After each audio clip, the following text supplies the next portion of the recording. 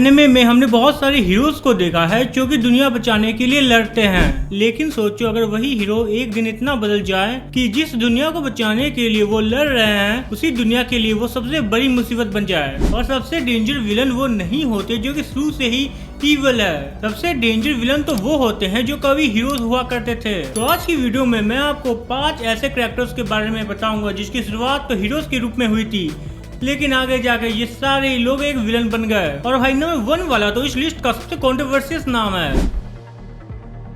तो नारुतो की स्टोरी में सास्के को शुरू से ही एक टैलेंटेड यंग निंजा के रूप में दिखाया गया है, लेकिन सास्के की लाइफ नॉर्मल नहीं थी। उसके पूरे क्लैन को उसके बड़े भाई इताची ने खत्म कर दिया और सास्के के दिमाग में बस एक ही चीज थी, रिवेंज। स्टार्टिंग में तो सास्के एक हीरो की तरह था। वो नारुतो और टीम 7 के साथ मिशन करता था और दोस्तों को भी प्रोटेक्ट करता था, लेकिन प्रॉब्लम ये थी कि सास्के का गोल कभी चेंज नहीं हुआ।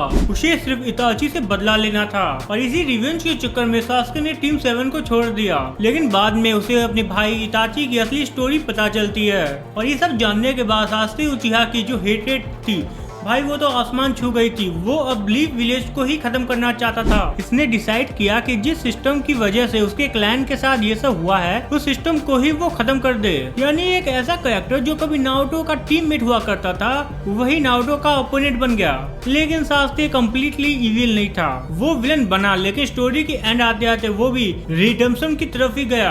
और इसी वजह से सास्के को प्योर विलन से ज्यादा फॉलन हीरो या फिर एंटी हीरो कहना ज्यादा सही रहेगा। नंबर 4 है ग्रिफिथ। तो अब आते हैं ब्रोजा के ग्रिफिथ पर। ये शुरू से ही विलन नहीं था। एक्चुअली ग्रिफिथ एक लीडर था। उसका ड्रीम था अपनी खुद की किंगडम बनाना। उस ड्रीम को अचीव करने के लिए उसने बैंड ऑफ हॉक बनाई और अपने फॉलोअर्स को लीड किया। ग्रिफिथ के अंदर लीडरशिप और एम्बिशन दोनों ही हाई लेवल पर थे और उसके फॉलोअर्स तो उसके लिए कुछ भी करने को तैयार थे। लेकिन ग्रिफिथ की सबसे बड़ी प्रॉब्लम थी उसका ड्रीम। उसके लिए अपना ड्रीम ऑलमोस्ट सबसे इम्पोर्टेंट था, इवन अपने सबसे क्लोज लोगों से भी ज्यादा। और भाई यहाँ फिर आता है एक्लिफ। यहाँ ग्रिफिथ की स्टोरी कम्प्लीटली चेंज हो जाती है। कुछ मोमेंट्स के बाद ग्रिफिथ वो कैरेक्टर नहीं रहता जिसे हम पहले जानते थे। उसका ये डिसीजन और उसका ये सपना उसे एक विलन के रास्ते में ले गया। हीरो लाइक लीडर भी अपने ड्रीम के लिए कितना एक्सट्रीम लिमिट क्रॉस कर सकता है। एनिमे और मांगा हिस्ट्री के सबसे कंट्रोवर्शियल कैरेक्टर में से एक आता है। नंबर 3 है लाइट यागामी। तो अब मैं तुम्हें एक ऐसे कैरेक्टर के बारे में बता रहा हूँ जिसका इरादा तो हीरो बनना था, लेकिन बाद में वो विलन बन गया। नहीं भाई, तुम्हें यहाँ पर गेस करने की जरूरत नहीं है।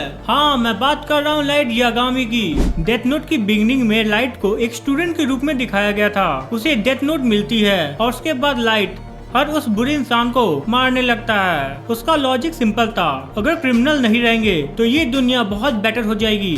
हाँ, लाइट खुद को विलन नहीं समझता था। उसके अकॉर्डिंग वो दुनिया को क्लीन कर रहा है, लेकिन प्रॉब्लम डेथ नोट नहीं थी, प्रॉब्लम थी पावर। जैसे जैसे लाइट के पास पावर बढ़ती गई उसका ईगो भी बढ़ता गया और अब वो सिर्फ सारे क्रिमिनल को पनिश नहीं कर रहा था, जो भी उसके प्लान्स के अगेंस्ट जाते वो उसे भी मार दिया करता था। उसमें पुलिस और आम लोग भी उसके टारगेट बन गए। और सबसे इंटरेस्टिंग बात यह है कि लाइट के माइंड में वो अब भी हीरो है। उसे लगता है कि वो एक परफेक्ट दुनिया बनाएगा, लेकिन ऑडियंस के लिए ये पिक्चर बहुत डिफरेंट है। लाइट यागामी उस चीज का एग्जाम्पल बन गया जिस चीज से वो खिलाफ था। एक नॉर्मल स्टूडेंट, एक पावरफुल विजिलेंटे और एक फाइनल डेंजर किलर। ये ट्रांसफॉर्मेशन डेथ नोट की सबसे स्ट्रॉन्ग एक्सपेक्टेशन में से एक है। नंबर 2 है एरन येगर। और अब आते हैं अटैक ऑन टाइटन के एरन येगर पर। एनिमे की जर्नी एनिमे हिस्ट्री की सबसे बड़ी ट्रांसफॉर्मेशन में से एक रही है। शुरू में एरन एक नॉर्मल लड़का था जो कि सिर्फ आजादी चाहता था। उसने टाइटन्स की वजह से अपनी माँ को खोया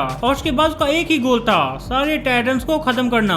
एरन सर्वे कॉर्प्स का पार्ट बनता है। वो टाइटन्स के अगेंस्ट फाइट करता है, अपने फ्रेंड्स को भी प्रोटेक्ट करता है और ऑडियंस के लिए वो एक हीरो था। लेकिन अटैक ऑन टाइटन की स्टोरी जैसे जैसे रिवील होती है एरन की थिंकिंग भी चेंज होने लगती है। उसे पता चलता है कि प्रॉब्लम टाइटन्स में नहीं है, प्रॉब्लम उससे भी बहुत बड़ी है। और उसके बाद एरन के एक्शन कम्प्लीटली एक्सट्रीम होने लगते हैं। जो एरन अपने फ्रेंड्स के साथ मिलकर फाइट करता था वही एरन अपने सबसे क्लोजेस्ट फ्रेंड्स के भी अगेंस्ट में चला गया। उसका गोल अब सिर्फ सर्वाइवल नहीं था और अब वो अपनी डेफिनेशन ऑफ फ्रीडम के लिए कुछ भी करने को रेडी था। और इसी पॉइंट से एरन येगर हीरो से विलन बन गया। और सबसे इंटरेस्टिंग बात तो ये है कि एरन के लिए ये कहना इनफ नहीं होगा कि वो एक इविल है। उसकी जर्नी ट्रॉमा, फियर, फ्रीडम और चॉइस से कनेक्टेड थी, इसीलिए एरन को सिंपल विलन कहना आसान नहीं है। एरन येगर एनिमे हिस्ट्री का सबसे आइकॉनिक विलन में से एक रहा है। आधे लोग तो इसके सपोर्ट में थे और आधे लोग इसके खिलाफ थे। भाई इस बंदे ने जो किया था मतलब तुम सोच नहीं सकते।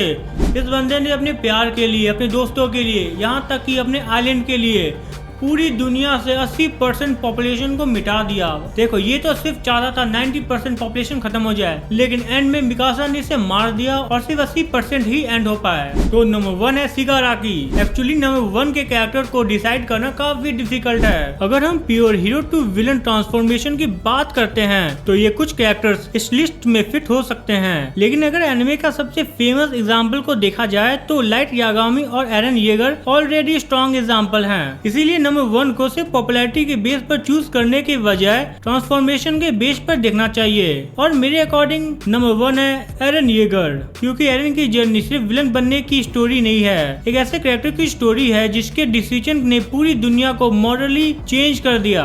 शुरू में हम एरन के साथ थे, उसके फाइट को समझते थे, उसके रिवेंज को समझते थे, हम उसकी फ्रीडम को समझते थे, लेकिन स्टोरी के एंड आते आते हम भी उसके एक्शन को क्वेश्चन करने लगे थे। और यही है एक ग्रेट कैरेक्टर की ट्रांसफॉर्मेशन की निशानी। एरन ने ऑडियंस को फोर्स किया कि हमें ये क्वेश्चन पूछे, क्या एक हीरो अपने गोल के लिए विलन बन सकता है? और अटैक ऑन टाइटंस का आंसर बेसिकली ये है। तो सबसे डेंजर विलन वो हो सकता है जो खुद को एक हीरो समझता हो। तो ये थे 5 ऐसे हीरोज जो कि बाद में जाके विलन बन गए। सास्के का रिवेंज हो या फिर हो ग्रिफिथ का सपना, लाइट का पावर पर ऑब्सेशन और एरन की फ्रीडम, इन सब की स्टोरी अलग है, लेकिन इन सब में एक चीज कॉमन है, कोई भी कैरेक्टर एक दिन में विलन नहीं बनता। अब तुम बताओ इनमें से तुम्हारा सबसे best hero to villain transformation किसका था? एरन, लाइट, ग्रिफिथ या फिर सास्के? और इसी के साथ ये वीडियो यहाँ पर होती है खत्म और मैं मिलता हूँ तुमसे अगले वीक।